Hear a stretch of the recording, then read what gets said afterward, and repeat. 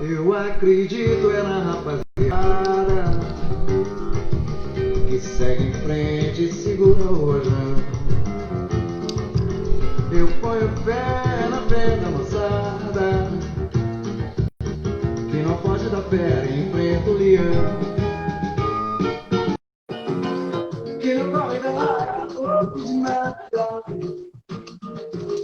Eu vou no bloco dessa cidade que não tá na saudade, constrói a manhã desejada. Eu acredito é na rapaziada. Não tô te vendo, tá uma tela azul aqui.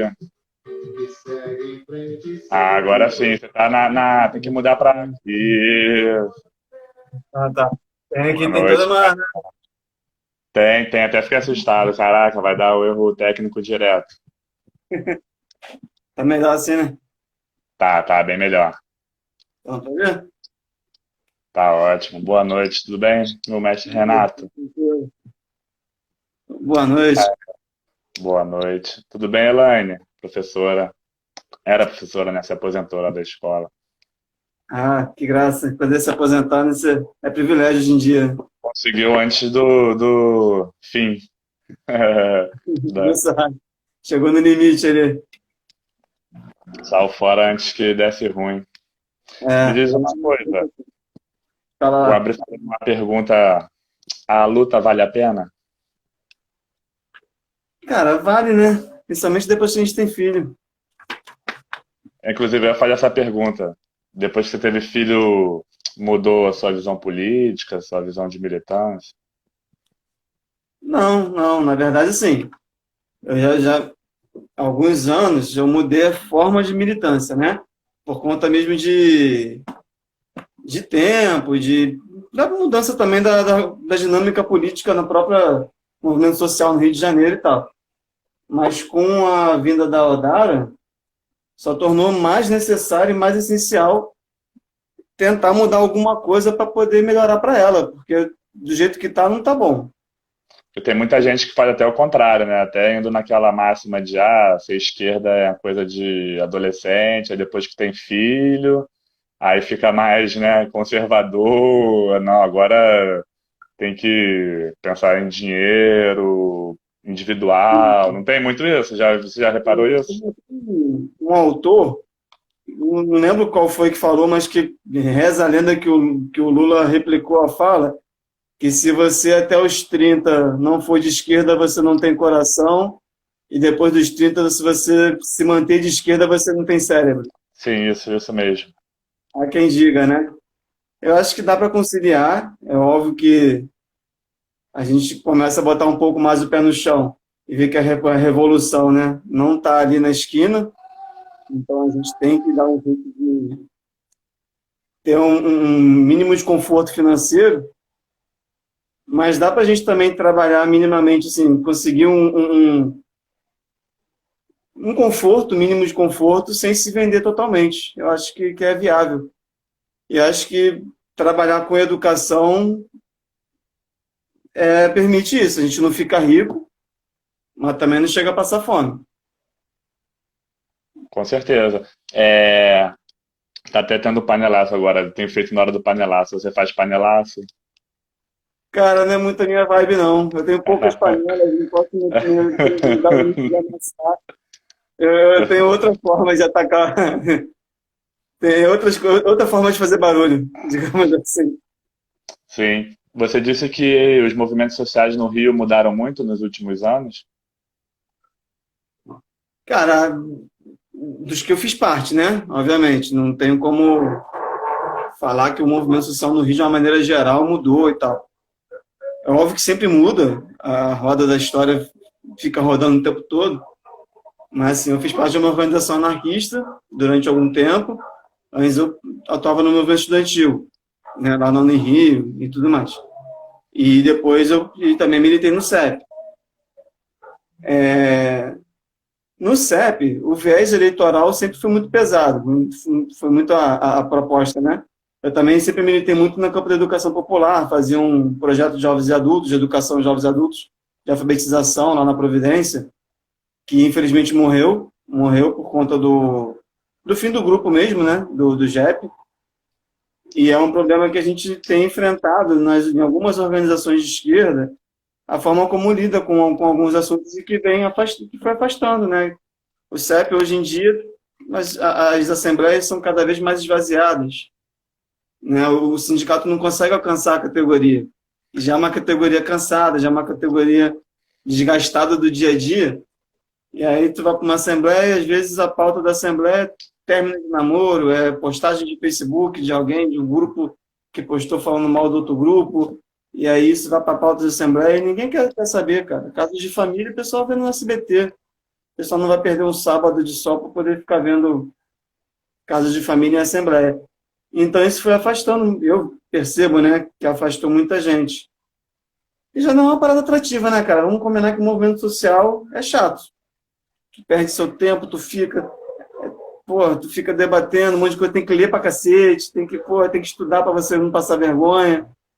Então, assim, se não tiver uma coisa de querer mesmo mudar a sociedade, tu não banca.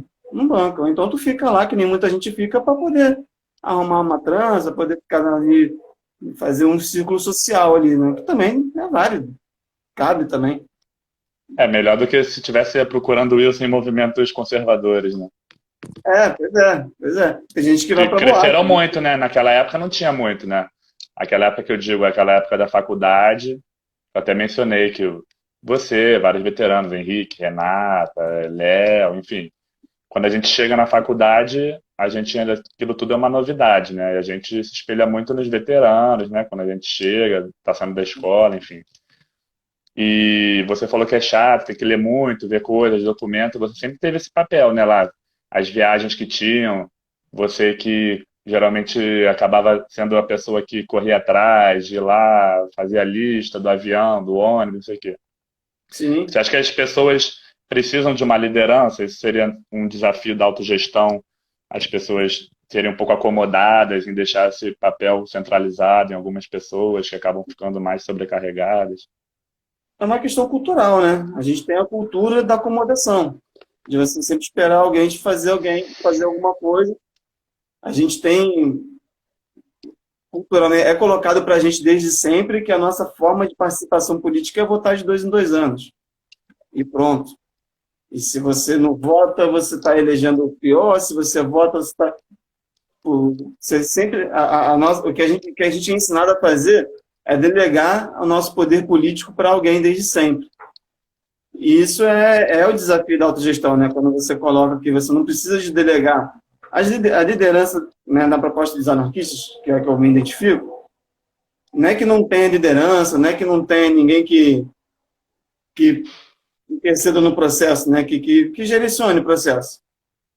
Mas a liderança é posta pela competência da pessoa. Se a gente vai falar lá, a gente vai construir uma mesa. Quem vai liderar aquele processo é o marceneiro. É o cara que domina aquela atividade. Né? E não vai liderar porque ele é o chefe, pronto, e acabou. Ele vai liderar pela competência que ele tem, pelo reconhecimento da comunidade, da galera ao redor, no conhecimento do cara, de saber que o cara sabe o que está fazendo. Então, de reconhecer nele, vou deixar, já que o cara sabe o que está fazendo, vou aceitar aquilo que o cara está falando. A partir do momento que o cara está falando um monte de besteira, que todo mundo está vendo que é besteira, beleza. A gente para de levar em consideração. Não é uma coisa outorgada, que o cara é a autoridade máxima e só vai mudar daqui a não sei quantos anos se tiver uma eleição ou se tiver um impeachment, uma jogada política, entendeu? É uma parada do cotidiano. Então, assim, não que eu acredite que tem que ter. Na Unirio cumprir esse papel, não era um papel super legal. Eu nunca me importei, até gostava e tal, mas, assim, quando estava geral nas festas do ENEP da vida, eu estava em reunião até 3 horas da manhã. Chegava na festa, estava todo mundo bêbado já. Né? Perdi algumas coisas da parte social, mas que também não me arrependo, que tive essa vivência com outras pessoas. Né? Também aprendi muito com os meus veteranos do movimento estudantil. Tenho amizades no Brasil inteiro por conta dessa militância. E também tem questões históricas que eu sei que eu posso bater no peito e dizer que fiz parte. Né? A gente ocupou o MEC, a gente ocupou as diretorias. eu participei da organização de várias ocupações de reitorias no Brasil inteiro. Isso é bacana, assim, a gente poder ter isso como história mesmo, para poder pensar, lembrar e pô, alguma coisa eu tentei fazer ali para ajudar naquela ocasião. Então, assim, mas eu assumi esse papel por falta de gente para assumir. Ou era eu fazer ou não tinha viagem. E a gente ficava sem representação nacional, né? Eu ocupei lá o MEC, fiquei dormindo lá dentro do MEC, lá, por causa da questão da grade curricular do curso de pedagogia, porque se não fosse aquelas 100, 200 pessoas, o currículo de pedagogia hoje seria tecnicista total. A gente não teria nenhuma matéria do pensamento, não teria nenhuma matéria dos fundamentos de educação, seria só a didática, só a prática, que é muito importante, mas só isso não forma o professor, né? Então, assim, a gente conseguiu algumas conquistas ali que foi da necessidade. Mas que é óbvio que se todo mundo bancasse a posição de que, pô, se eu participar, se eu fizer, eu posso participar, eu posso fazer, teria sido muito mais leve para quem estava. É muito difícil as pessoas também terem coragem de estar na linha de frente, né? Na hora que o bicho pega, até mesmo num ato, assim, é que você pensar, se todo mundo se juntar e for, beleza, a maioria sempre vai vencer, mas quem que vai querer estar ali botando a cara na linha de frente e tomar os primeiros para depois vir todo mundo? Pois é. Isso assim, isso a gente pensando manifestação de 2013, né? Que foram exemplos de manifestações mais violentas. Não que começou ali. Eu fiz uma época, participei de movimento de ocupação urbana, que não teve uma ocupação que eu participei que não teve um desfecho violento por parte da polícia. Né? Inclusive, 2011 foi a última que teve uma questão mais violenta assim, depois já veio logo a preparação para 2000, depois veio a Aldeia Maracanã, né, que já foi o início de 2013. Mas assim, a gente ocupou um prédio ali na Lapa, na Praça da Cruz Vermelha, se não me engano, 60 famílias, a maioria idoso, criança. Você tinha de jovem, assim, de galera mais de disposição, você tinha uns 30, 40. Dos 30 a 40, pelo menos 11 estava dentro de um camburão só, que a polícia botou, baixou sarrafo em todo mundo, baixou a porrada em todo mundo, isso em 2011 ainda. Né? Então, não é novidade repressão violenta à manifestação. Você acha que... Não, pode concluir, desculpa. É que tem um delayzinho, demora às vezes um pouco chegar lá. Pode concluir. Não, isso quer falar assim. E é óbvio que isso coloca um medo, né, nas pessoas. Isso, inclusive, é estratégico. Você vê que, às vezes, a polícia bate em manifestação aleatoriamente, não é porque, tipo, os caras são malvados e tal. É uma estratégia de ação para impor o medo. E funciona, né? É uma estratégia que funciona, não funciona? Funciona muito. Depois que tiveram aquela sequência de prisões e violência, pessoas feridas, sim, diminuiu bastante, né? Mas pelo que eu vi, não sei se você acompanhou, no Chile, mesmo depois de bastante, eles continuaram com um volume grande, né? Você acompanhou essas últimas, antes da pandemia, manifestações no Chile, o movimento lá? Você teve contato com alguém de lá? Não tive contato com ninguém de lá. Eu acompanhei, assim, pelas redes sociais mesmo. O Chile, na verdade, ele é um grande referencial, né? A gente se espelhou no Chile para 2013, a gente se espelhou no Chile nas ocupações das escolas de 2016, né? Teve lá, começou lá essa ideia de ocupação de escola, lá teve antes de ter aqui. O Chile é um grande referencial, até porque é onde na América Latina, não vou dizer que é o maior, né? Mas as políticas neoliberais no Chile, elas avançaram muito, né? Você não tinha educação pública no Chile. Então, acabou que isso é da roda da história do movimento social, né? Você tem um aperto ali dos direitos da população e tal, uma hora que ele estoura, a população se revolta. 2013, 2014 no Brasil. Aquilo ali vem uma repressão forte, não sei o quê, você começa a ter um refluxo do movimento, dadas algumas conquistas ou não, né? Mas geralmente sim, e aí você diminui um pouco o movimento e tal. No Brasil, a gente teve, na verdade, a ascensão da direita, né? Não por conta de 2013, 2014, mas por conta aí que eu acho, né? Que foi o vácuo que foi deixado na esquerda, achou que aquele movimento de manifestação semanal ia durar para sempre, ia culminar num grande processo revolucionário. Acabou que caiu no refluxo, a direita pegou o vácuo e elegeu Bolsonaro. Muita gente defende isso, de que aquilo foi uma armadilha e tal, essas manifestações, desde a Primavera Árabe, que depois, né, aconteceu em outros lugares, foi um dos fatores para derrubar, no caso, o governo federal, que na época ainda era Dilma, né, e dar força para o impeachment, que deu a força para... Naquela época, as redes sociais começaram a ter muito debate político, né?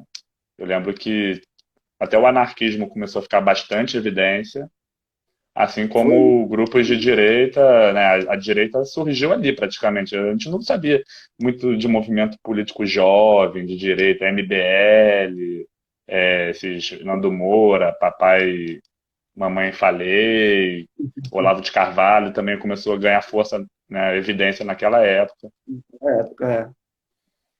assim, isso é muito da narrativa petista, né? De colocar a culpa no manifestações de 2013 da queda do PT. Porque não consegue assumir, fazer a autocrítica dos erros que teve ao longo das alianças que fez, né? O PT não consegue fazer uma autocrítica e joga para o movimento social a queda do seu império. Eu discordo, tem uma discordância, discordo muito dessa avaliação. Eu acho que 2013, 2014 foi uma movimentação popular, sim, que tinha de todo tipo de gente. Se tinha mais de 1 milhão na rua, semanalmente você botava quase 1 milhão na rua. Teve 2 grandes manifestações que você bota aí para mais de... Você teve manifestação no Rio que você pegava da prefeitura a Candelária. Candelária não. Candelária. As 4 pistas da Presidente Vargas lotadas. Porra, dali tinha todo tipo de gente. Tinha Black Bloc, tinha a galera da direita, tinha a galera do Oba-Oba, tinha gente que estava ali de Aquele foi o peruano. primeiro dia que eu vi tanta gente com camisa da seleção brasileira na rua, que eu vi, que eu fui de metrô pra lá, tava tendo acho que jogo da Copa das Confederações. Isso. Não E era na do Brasil, verdade não, era um jogo, acho que no Maracanã, da Espanha, alguma coisa assim. foi, E na verdade, assim, nessa época, a camisa da seleção ainda nem era o uniforme dos coxinhas, né? A galera andava porque estava tendo a Copa das Confederações. Todo mundo andava com a camisa do Brasil porque o Brasil estava jogando. Mas é óbvio, dali teve, né? Teve ascensão. Eu acho que dali, a partir de 2014, que foi quando o Bolsonaro colocou que iria vir candidato a presidente, e aí ele trabalhou o discurso fascista, que é um discurso que cola, que é um discurso que está. Ele já foi o recordista com 400 mil votos para deputado federal naquela eleição, né? Foi, pois é, assim, a gente não pode ser leviano também e achar que o Bolsonaro foi eleito por conta só de um erro de cálculo do PT ou da esquerda, não sei o quê. Não, o Bolsonaro foi eleito porque a gente tem uma cultura fascista. Né, a gente tem. O fascismo está presente no nosso cotidiano, nas falas, está presente nas conversas que a gente tem no dia a dia. Isso na favela, isso no clube da Barra. Você tem fascista em tudo que é lugar. Porque a galera tem uma coisa de achar que na favela não tem ninguém com discurso fascista ou que só tem fascismo. Não, você tem fascismo em qualquer lugar. E isso elegeu o Bolsonaro e o Bolsonaro soube trabalhar com isso. Né?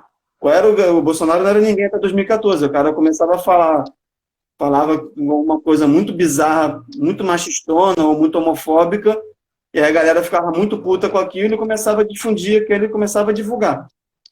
Né? Eu conheci Bolsonaro pelo pessoal da esquerda, divulgando os vídeos do cara. É Eu uma nunca tinha visto. propaganda, acaba sendo marketing, não é? Isso acontece até hoje. Se eu entrar agora no Facebook, de 10 postagens do meu círculo, umas 7 vai ser divulgando alguma coisa que ele falou. Um E ele vídeo do cara. surfa muito bem nessa onda, né? Não só ele, como Sim, todo mundo que está ao redor, até criam alguns conflitos que fica muito na cara que é fake, as pessoas acreditam. Daqui a pouco estão elogiando o Witzel, elogiando o Paz, elogiando todo mundo, porque eles vão tornando mais aceitável uma coisa que a gente achava, meu Deus, né? De tanto que eles levam para o extremo, a gente vai sim. começando a querer defender a imprensa convencional, enfim, políticos de centro-direita, digamos assim. Pô, a grande referência de militância de 2020 foi Big Brother, pô. O discurso.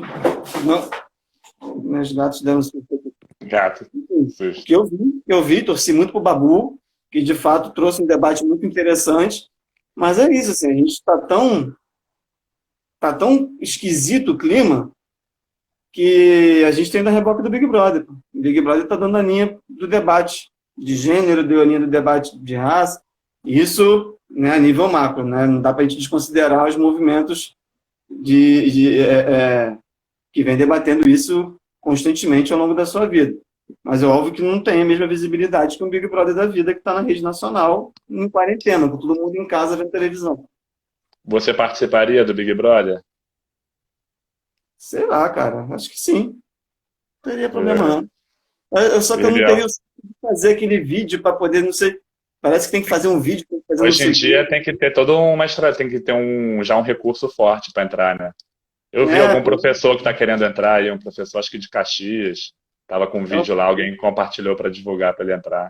do Pedro Mara, deve ser o Pedro Mara. Ele tá rindo, o pessoal tá rindo. Vamos botar uma campanha pro Renatinho e pro Big Brother? Cara, Divulgar um pouco? eu sou muito preguiçoso para fazer esses vídeos, para fazer essas paradas. Daí, mas eu super disputaria 1,5 milhão. Porra, ia deixar a vida da Odara tranquilaça. Ali é Mesmo se amarradão. você não for o vencedor, dá pra sair de lá com uma fama, assim, ou então ganhar um prêmio, um carro ali dentro. Porra, um carro daquele lá, aqueles que estavam, aquela da Fiat lá, só aquele carro é 160 mil, pô. Eu vendo aquilo lá e compro a casa. Tá bom pra caralho.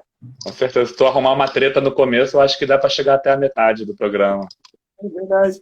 Só que eu sou muito ranzinza, cara. Em geral ia me botar no paredão direto, eu ia falar palavrão no ao vivo, ia dar merda. Aí, ó, ia dar ruim.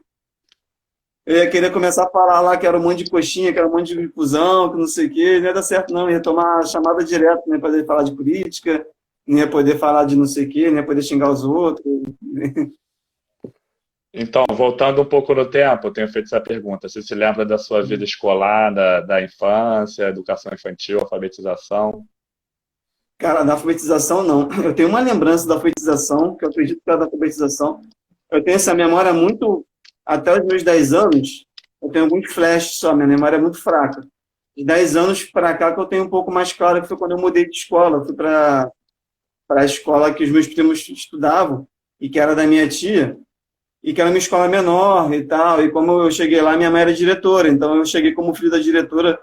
Então foi muito novidade, porque todo mundo me conhecia, eu não conhecia ninguém. Todo mundo sabia quem era o Renato, com 10 anos, era uma escola pequena onde todo mundo se conhecia, eu era o único que não conhecia ninguém.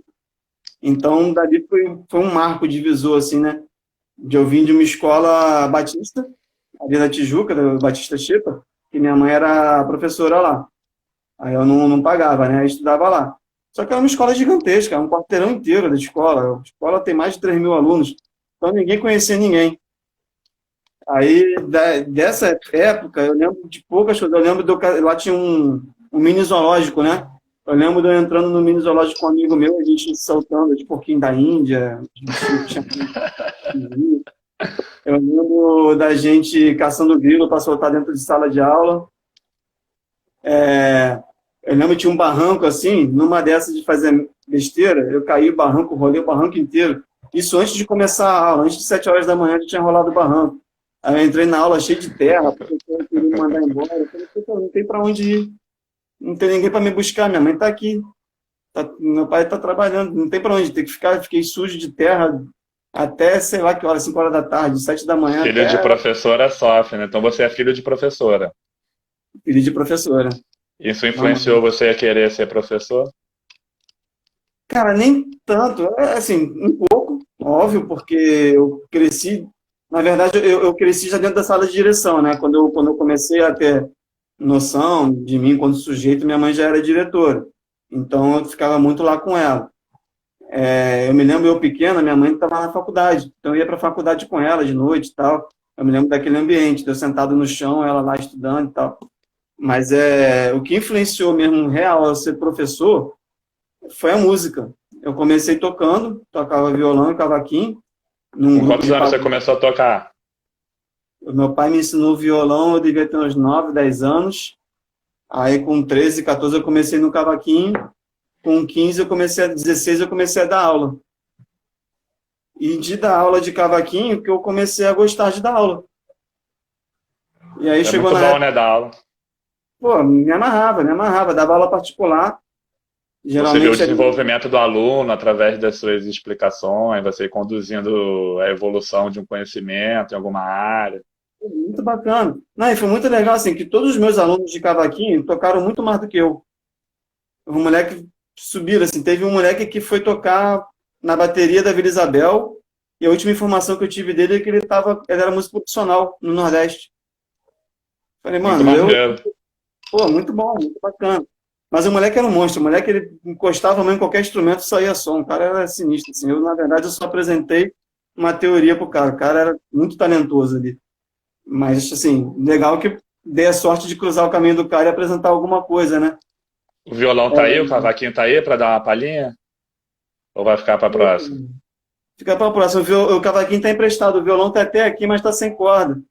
Que arrebentou, O eu meu na ficou na escola. Deixei na escola no último dia. Até já falei para a direção para eu ir lá um dia buscar, mas eles não deu nada. ninguém vai sair de casa para abrir escola para Não, buscar porque às violão. vezes eles vão lá dar uma olhada como é que tá, mas é raro e tal.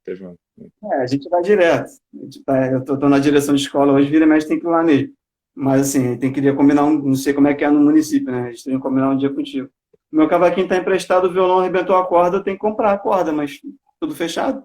Vai ficar, tá aí em aberto. Mas eu não E sou bom você. mesmo também, cara. Eu sou esforçado, na música eu não sou bom, não. Eu faço o basicão ali, mas Ah, não mas tá sou bom. bom. E samba é difícil pra caramba, né? Oi? O samba é Samba? difícil. De É. repente, talvez em outros gêneros, não sei, no rock, uma pessoa sem muito talento consegue vingar mais do que num samba, né? Legião Urbana, tu toca 20 músicas com 3 acordes, pô. Show. Assim. É o bom que quando na época do ensino médio, né? Ensino médio era isso. Eu tocava Legião Urbana, tirava onda, fazia graça na escola, era um músico da escola, com 3 acordes. Foi quando eu, nessa época, Ah, então comecei a até dar. é uma musicista, bem na hora do assunto da música, a Samai. Também vai ser entrevistada. Ah, é? Ah, legal, bacana. E me diz uma coisa, você começou a ter contato com teoria política, teoria anarquista, com quantos anos e onde? Na escola? Cara, foi na faculdade, foi na Unirio, a partir do contato com a Ângela. Do contato com a Ângela. Foi isso, né? Eu resolvi fazer pedagogia por conta de dar aula, e como eu sabia que não era um músico, né, que fosse fazer sucesso, e como eu sabia que dava aula bem, eu resolvi ir para pedagogia. Já tinha um espaço na pedagogia, né? Minha mãe, minha tia, família, muitos professores. Aí fui. Dei a sorte de cruzar com a Ângela, maravilhosa, professora Dona Henrique, você deve ter tido aula com ela também, né? Lógico, lógico. Logo Tive no de segundo. pensamento educacional brasileiro e Isso. introdução à filosofia, se eu não me engano. A gente tem aula com ela no Ela tá lá primeiro. ainda? A Ângela se aposentou, pô. Nunca mais Ela, a vi. ela se aposentou na Unirio. Ela é como professora convidada no programa de pós da Rural, se eu não me engano. Mas Muito ela tá. show. Se tudo der certo, ela vai ser da minha banca no doutorado. Tô nessa expectativa. Mas aí foi através da aula dela, aí ela me chamou para ser bolsista dela, para pesquisar, fazer parte da pesquisa dela. E daí eu comecei a fazer parte do movimento estudantil lá na Unirio. Então, ao mesmo tempo que eu tive contato com o anarquismo via Ângela, eu tive contato com o marxismo mais frequente, né? Eu sempre fui meio revoltado da vida, então eu estudava um pouco assim por fora no ensino médio, né? Participei de alguns atos, mas nunca estava na cabeça. Participava de alguns atos ali do passe livre e tal. Mas mais como liderança, né? Como mais de frente, assim, né? Foi a partir do movimento estudantil. E daí eu tive um contato com o marxismo, através até do Dudu, e da Karen, que são pessoas excepcionais assim na minha vida. E a partir da Ângela. E aí eu gostei muito do anarquismo, me contemplou os meus anseios, né? As minhas angústias, e estamos aí até hoje, dentro do campo. E aí você resolveu fazer um mestrado nessa área. Sim, na verdade foi na história da educação, né? Eu pesquisei em história da educação E a Ângela debatia especificamente o discurso anarquista e a educação libertária. E aí a minha monografia na faculdade virou um livro, e daí eu entrei no mestrado com a Ângela ainda, e aí também pesquisei eu pesquisei mais até focado nos sindicatos, no Rio de Janeiro, a história dos sindicatos e os projetos educacionais dos sindicatos, no Brasil, na verdade, mas focado no Rio de Janeiro. E daí mantive dentro dessa linha ali, porque eu peguei a Primeira República, que era a época que os sindicatos eram tocados pela grande maioria dos anarquistas, né? Então, eu pesquisei ali a influência dos anarquistas nos sindicatos no Brasil. Cadê esse E livro aí, aí da sua monografia, que eu nunca li? tá aqui, ó. Esse aqui, sobre Chega, ferro e chega, guarda. chega um pouquinho mais Da, perto. Chega um pouquinho mais perto. Aí. Não, não, foi muito, foi muito. esse aqui, né? Da Ah, tá, Resama tá. Editorial, a capa de Ferré Penteado. Muito legal. Pô, eu quero ler esse livro. Eu te mando, cara, eu te mando o PDF dele. Eu não sei se ainda Demorou. os que eu tinha já, já, já foram todos. Esse livro saiu em 2014.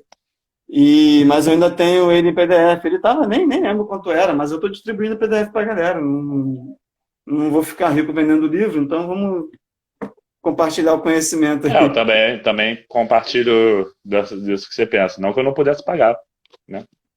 Mas devia ser, nem lembro, sei lá, tem tempo já.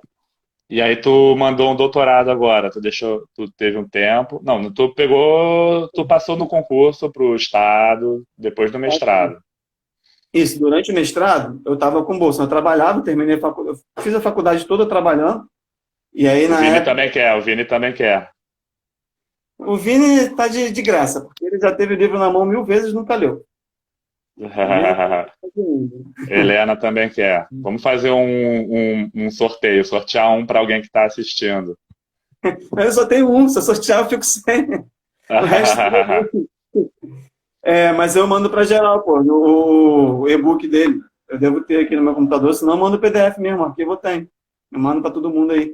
Só me lembrar, me chama no WhatsApp, no Face, qualquer coisa aí, que aí me chama que eu mando aqui. Tranquilo. Demorou. Beleza? Aí tu tava com a bolsa no mestrado. Isso, eu saí do trabalho porque eu ganhei a bolsa. Eu passei lá, né? Ganhei bolsa. E daí a bolsa era maior do que o meu salário. Saí do trabalho e fui para o mestrado. Durante o mestrado, como eu estava só estudando, eu fiz vários concursos, né? Até dei aula em curso preparatório para concurso, fiquei lá. Daí eu passei para o estado em primeiro lugar. E desde então estou no estado. Primeiro Passei também. lugar. Passei. Tava O só fazendo. Vascaíno em primeiro lugar é raridade, né? Vou querer uma estátua minha Quebrou lá em os São Januário. paradigmas. Vou querer uma estátua minha lá em São Januário. A última década foi o primeiro vascaíno que chegou em primeiro lugar em alguma coisa. Mas, assim, também porque eu só estava estudando, né? Estava recebendo para estudar. Então, porque eu estava dando aulas de concurso, mesmo sem ter passado ainda. Eu passei por alguns, até para a prefeitura, mas arreguei, não banquei de dar aula para educação infantil. Não deu, não é o meu perfil. Passei também para alguns outros concursos, mas acabei que só fiquei no estado por conta de 2014, né? Foi 2013, 2014, no meio daquela situação toda, eu respirava aquilo, eu vivia só em função daquilo. Eu, inclusive, me mudei por conta daquilo, enfim, várias questões que mudaram a vida por conta daquele momento, daquela situação toda, que a gente estava ali acompanhando, tentando contribuir de alguma forma. Então, eu só fiquei no estado. E estou até hoje. Hoje eu sou diretor da rede estadual, de uma escola da rede estadual. E aí Orgulho da galera, hein? Outro dia tava tirando meleca na faculdade, agora é diretor de escola. Porra, tá vendo? Que merda, hein? Mas, na verdade, o doutorado foi um surto psicótico meu, porque é surreal ser pai, doutorando, diretor e dono de casa. Ainda mais numa Mas, pandemia.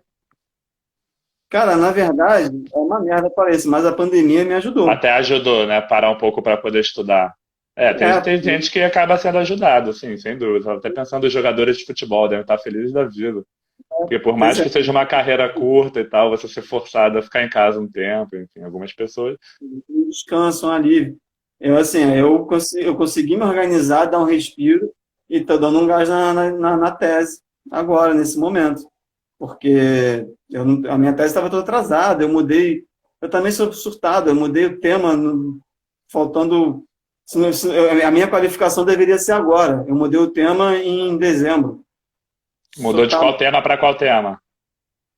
Eu estou agora fazendo o doutorado, na verdade, em História comparada na UFRJ.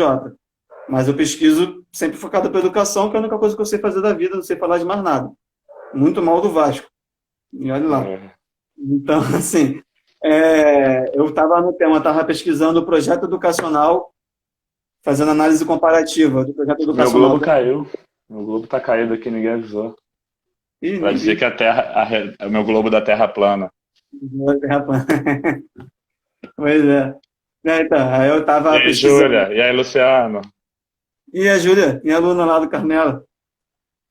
Vocês se conhecem, né? Sim. Gente boa, gente boa. Fanfarra, não gostava de aula, não. Cagueto logo. Pô, também aula chata pra caramba. Pô, depende de quem, né? Depende de quem. Pergunta do Vinícius. Que, aliás, vai entrar na fila da entrevista também, igual todo mundo. Pode entrar na fila e agendar com o tio Caio.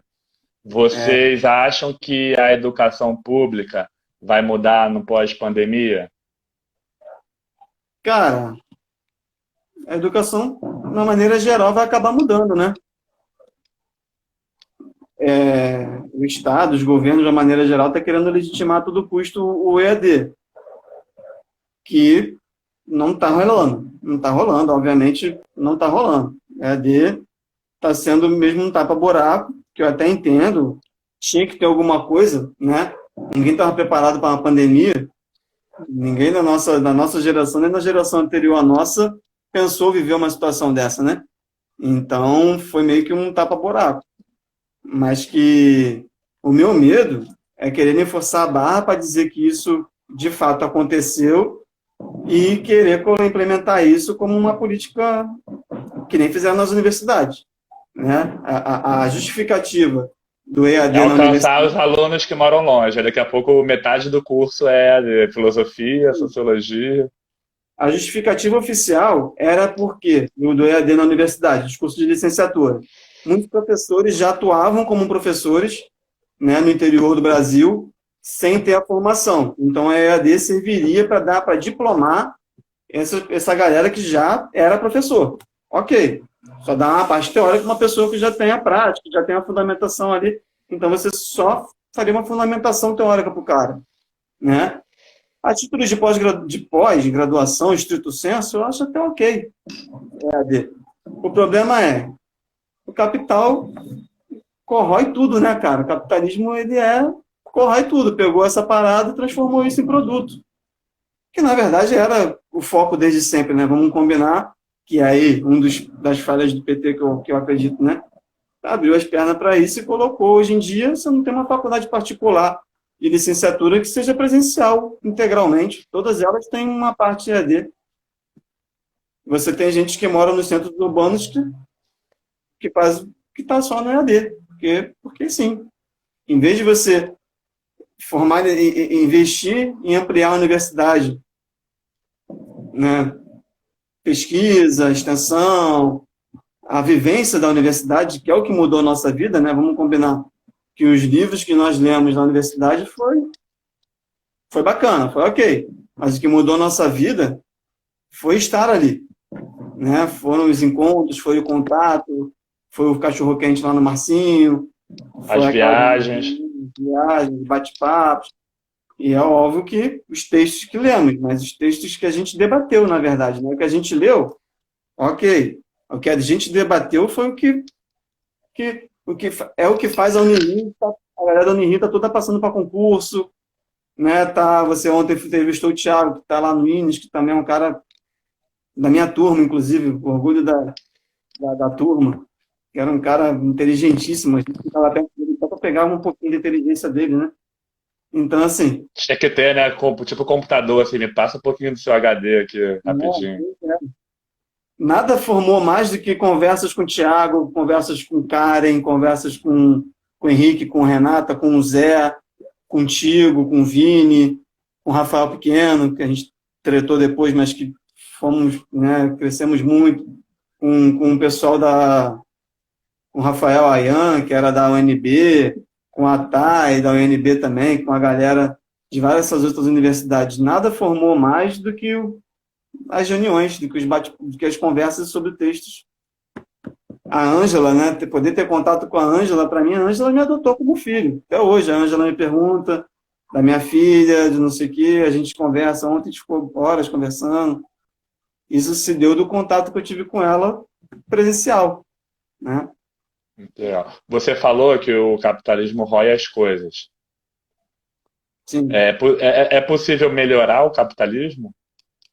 E agora entrou o Arthur. Arthur é coxinha, hein? Arthur gosta de capitalismo. Chegou na hora certa. Chegou na hora Não, mas faz parte. Aqui é um ambiente democrático. Estou zoando ele é tranquilo, ele é gente boa. Ele votou no Bolsonaro, mas é legal. Vamos lá. Você acha que dá para melhorar o capitalismo? Não, cara. O capitalismo ele pressupõe gente passando fome, muita gente passando fome para ter pouca gente andando de jet ski por aí. Você pode diminuir isso, você pode passar de 500 bilhões para 10 milhões passando fome. E em vez de 3 andando de jet ski, você ter 10. Mas ainda é gente pra caramba passando fome para pouca gente ter muita coisa. Mas antes do capitalismo já não era assim? Sim, na maioria dos lugares, né? Você tem que ter gente tendo muita coisa para gente tendo pouca coisa. E essa a grande parada, né? A gente teve poucas vezes na história momentos em que o ser humano foi, de fato, tratou o outro com igualdade, né? Você teria exemplos? Cara, teria exemplo da colônia Sicília, aqui no Brasil, que foi uma colônia anarquista, na época do Império até, que foi uma terra cedida pelo imperador para o Giovanni Rossi, junto de uma galera que veio. Ele era italiano, ele que negociou a situação, né?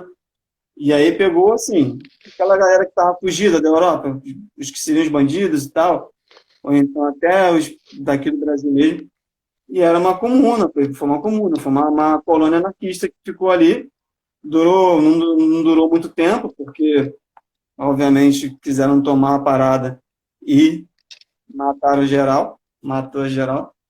Outro exemplo foi a Comuna de Paris, né? Também conseguiu uma igualdade ali, uma organização igualitária, que também por influência dos anarquistas, por isso eu gosto dos anarquistas, né? Porque os grandes eventos da história que tiveram, que a igualdade foi colocada ali em posto de fato, da forma como eu avalio, foram eventos onde os anarquistas estiveram muito presentes e que foram destruídos, né, dizimados, porque aí vem uma questão espiritual, assim, que eu sou muito espiritualizado, eu sou um bandista e tal, mas isso é até mais do kardecismo do que da Umbanda. Aí vem da questão do padrão vibratório do ser humano, assim, né? Eu acho que às vezes o ser humano ele não está preparado espiritualmente para poder evoluir nesse patamar de igualdade. E aí por isso que sempre que tem alguma coisa do tipo, a gente destrói. Mas na natureza, tem um livro do Kropotkin, o Luciano me fez uma pergunta aí, só para terminar. Tem um livro do Kropotkin, que é a Ajuda Mútua, em que ele é um livro de um calhamaço gigantesco, em que ele dá diversos exemplos da natureza onde as espécies prosperaram de forma igualitária, se ajudando, se autoajudando. Por exemplo, qual espécie? Saberia dizer uma agora? Pô, cara, ele coloca muito das abelhas, eram as abelhas, as formigas, que por mais que tenha ali a abelha rainha, não sei o quê, mas que é uma organização onde todos se ajudam ali. Eu li esse livro já tem algum tempinho. mas desde micróbios, assim, que ele colocava, até mamíferos. O Kropotkin era um geógrafo, né, um grande estudioso da natureza, da geografia de uma maneira geral. Ele era até mais geógrafo do que anarquista, né, porque eu conheço ele através do anarquismo, mas tem muitos estudos dele sobre a natureza e tal. Inclusive, ele fez até um mapa do Brasil, uma época. Ele fez, mapa não, mas ele chegou a vir para o Brasil fazer um trabalho geográfico aqui no Brasil, referente às marés e tal. Nem não tenho muita certeza de qual é, não. Aí, ó. Tem dois comentários. Um do Luciano para você responder e um do Arthur. Então, como não é uma pergunta. O ser humano estraga porque é sistema. Pois é isso, concordo. Eu ando também bem pessimista em relação ao ser humano. É a natureza humana. Eu fico pensando, às vezes a gente sempre vai disputar por um espaço melhor de moradia, uma pessoa para se relacionar, duas pessoas querem, não vai ter sempre essa, né, isso numa esfera pequena, no micro, tô falando, né? Não seria difícil implantar autogestão em organizações grandes? Você deu exemplo de núcleos que não foram tão grandes assim como um país, um estado-nação, um continente. Sim, Não, na verdade, assim, dentro da proposta do anarquismo, não existe estados-nações, né? Dentro da proposta do anarquismo, você nunca teria uma cidade do tamanho do Rio de Janeiro, do tamanho de São Paulo. Seriam várias pequenas. Seriam várias comunidades pequenas, autossustentáveis, que interagem. Se fosse assim, em termos didáticos, a gente pegaria, por exemplo, os bairros. Cada bairro se organizaria e dialogaria com bairros próximos, e daí faria o sistema de federação, que eles chamam, né? E o sistema monetário, como será que seria? Cara, aí o anarquismo tem 3 propostas de organização econômica. Tem a proposta do Proudhon, do Bakunin e do Kropotkin. A proposta do Proudhon era não lembro qual que é qual. Tem o mutualismo, o coletivismo e o comunismo libertário. Se eu não me engano, o mutualismo era do Proudhon, o mutualismo era do Bakunin, do Proudhon era o coletivismo e o comunismo libertário do Kropotkin, do Malatesta e tal, que é o que eu acho mais interessante. Que é uma proposta mesmo do comunismo, assim, né? Que como é que é? Tem uma máxima assim, que explica bem: a cada qual conforme as suas necessidades, a cada qual conforme as suas possibilidades. Porque todo mundo tem o que precisa. Se você quiser um pouco a mais, então você vai lá e trabalha nesse pouco a mais. Você mora sozinho, você precisa de 1, 2 cadeiras. Você quer ter 3, 4, então você constrói 3, 4. Mas o mínimo necessário para todo mundo viver, a comunidade garante. Alimentação, moradia, vestuário, educação, saúde, a comunidade garante. O que você quer para além do necessário, aí você se organiza dentro da galera que você acha que cola contigo, por afinidade, e busca aquilo lá. Beleza, a gente tem 10 minutos. Vamos responder a pergunta do Luciano para partir para o desfecho? Vamos lá, qual foi do Luciano aqui? Deixa eu achar. Como reagiu ao fascismo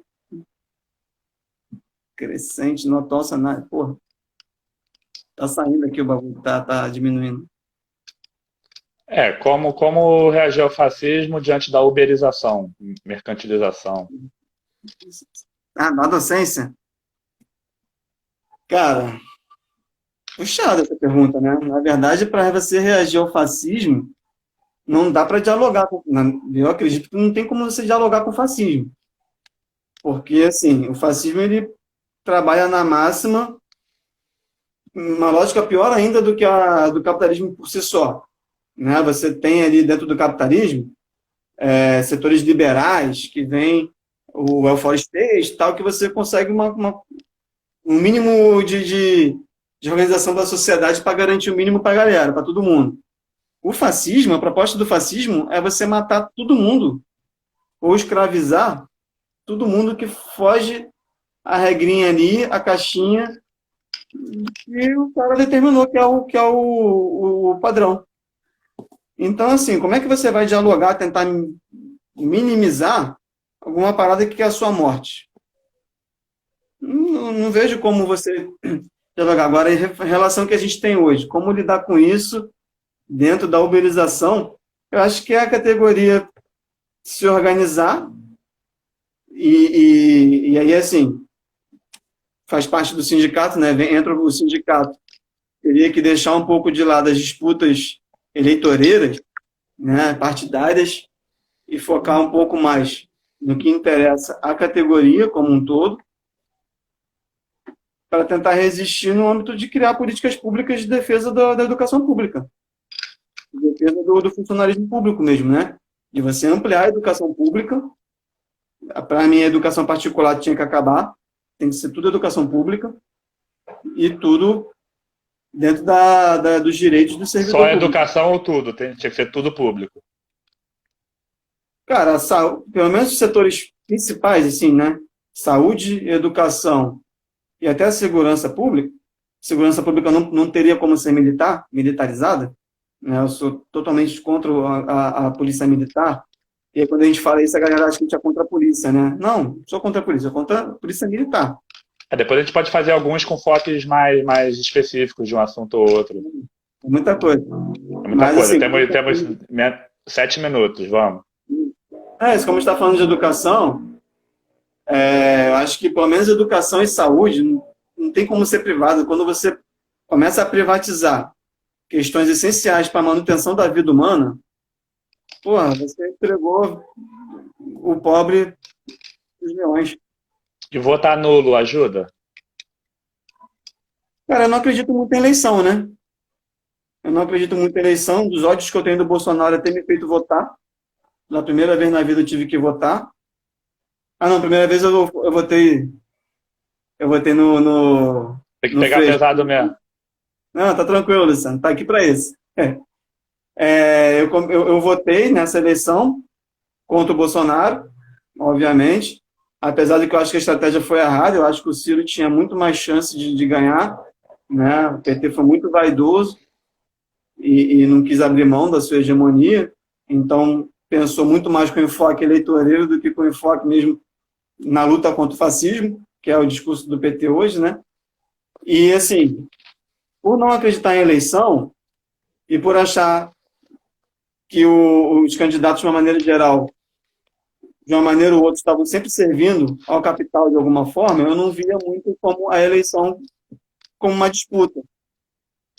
Votar nulo não ajuda, mas também eu não acredito que atrapalha. O pessoal falando, o Bolsonaro se elegeu em cima do voto nulo. Não, cara, o Bolsonaro se elegeu porque o PT estava queimado e não quis abrir mão da sua hegemonia. O poder corrompe. Oi? Eu acho, quando eu estudo, às vezes, os processos revolucionários, depois, o pós-revolução é sempre um comodismo onde o poder corrompe, né? A O grande processo divergência revolucionário é lindo, maravilhoso, e depois pode até ser menos pior do que antes, mas vai tender a uma concentração, uma exclusão do diferente. A grande divergência do anarquismo com o marxismo é essa questão, né, da ditadura do proletariado, que é uma etapa do marxismo, e que o anarquismo acredita que quando chega nessa etapa, mano, o cara não vai largar o osso. O cara é ditador do proletariado, beleza, o cara tá lá no poder em prol do proletariado. Show. Mano, o cara não vai largar o osso, o cara tem todo o conforto da vida. Vai largar o osso? Não vai, a gente viu, e a história mostrou, não largou, só largou depois que morreu. Todos eles, Lenin, Stalin, Fidel, ótimos, referências Qual é o históricas. seu processo revolucionário preferido? Que você mais gosta, assim, de estudar ou ver algum filme? Ah, cara, a União Soviética acaba sendo uma referência pra gente, porque mal ou bem... Pioneiro. Oi? Foram pioneiros. Por mais que tenha divergências em relação à ditadura do proletariado, foi um processo importantíssimo na história. Então, eu gosto muito de estudar. O processo da luta armada no Brasil contra a ditadura militar eu acho bem bacana também de ler sobre, de entender. Por mais que tenha sido processo também de suma marxista. E eu gosto muito, que é o que eu mais gosto, é da Revolução Espanhola, que foi um movimento libertário, né? De foco principalmente anarquista, e contribuiu muito para a derrocada do Franco, né, para a derrocada do fascismo. E assim, aí a gente fala isso, os marxistas quicam, né, mas eu falo mesmo assim. Na verdade, na história, quem sempre bateu nos fascistas, quem sempre matou nazista, foram os anarquistas. O principal elo que derrubou o exército do Hitler foi a galera da Ucrânia anarquista. Foi o exército, a galera anarquista do Exército Vermelho, que na verdade era o Exército Preto e Vermelho, que era a galera do Macri. E do mesmo jeito também na Espanha. Quem bateu no Franco lá, quem mais enfraqueceu o Franco, foram os anarquistas, foi a CNT espanhola, um sindicato anarquista com mais de 2 milhões de sindicalizados. Então, são os que eu mais gosto de estudar, assim, que eu acho mais interessante. Tem algum samba que te remete ao anarquismo, assim, uma música, você acha, caraca, esse é o hino do movimento? Cara, Porque, na não. verdade, os anarquistas geralmente gostam mais de rock, né? Você veja assim, páginas. Anarquista É sempre tem.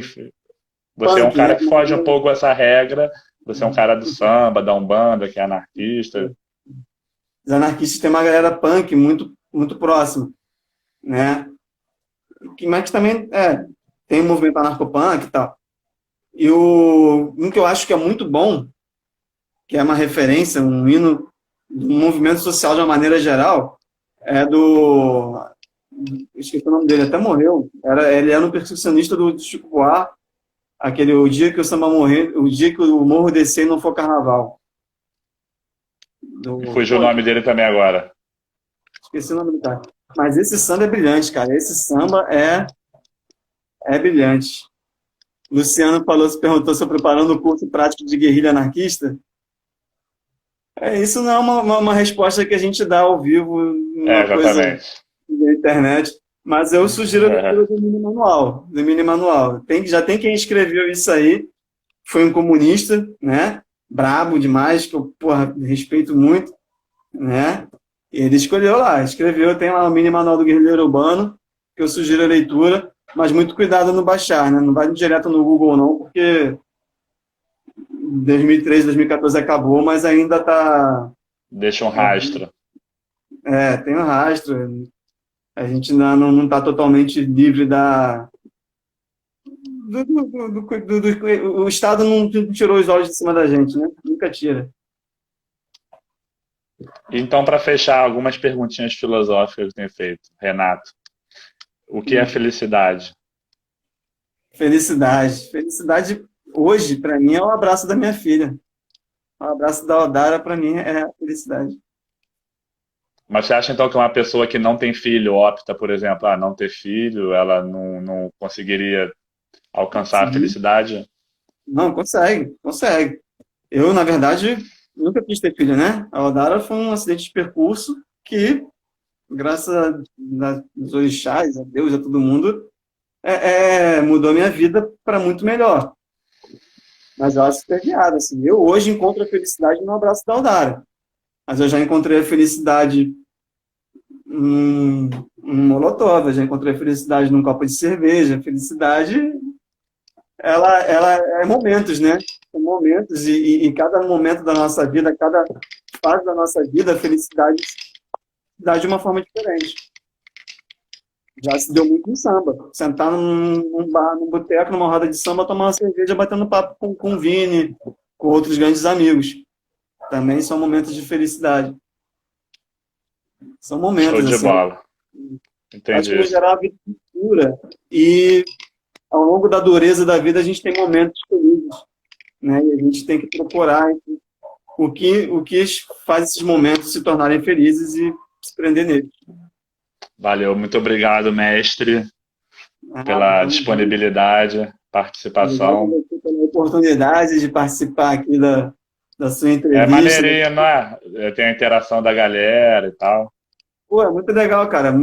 Te parabenizo aí pela iniciativa. Valeu, tem sido legal. Tem mais, vai ter mais. Todo dia tem uma nova. Tô vendo, tô acompanhando. Demorou. Então, um abraço, tudo de bom aí para sua família, sua filha, você, tudo de bom. Tamo junto aí. Tamo junto. Precisando, tamo aí, que puder Miguel Depois dessas Falabella no coisas. video show. Aí, Zé. Beijão, valeu. Vou ter. Vamos